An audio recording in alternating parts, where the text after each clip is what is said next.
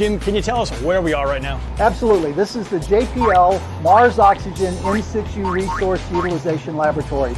We call this the MOXIE lab for short. The MOXIE instrument is a demonstration mission designed to prove that we can produce pure oxygen on the surface of Mars. If it's successful, NASA may opt to send a dedicated mission to produce oxygen for humans to use in the future. So how do we make oxygen on the surface of Mars? It's actually a fairly easy process. Basically what we do is we take Mars atmosphere, we run it into a unit called a solid oxide electrolysis unit, which is basically a fuel cell in reverse.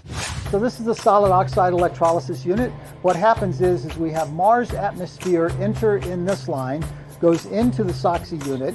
It's then heated up to 800 degrees Celsius.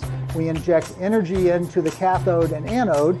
And then what happens is oxygen is separated from the CO2 and comes out this line over here. This line here is the waste gases that's left over from the catalyst process.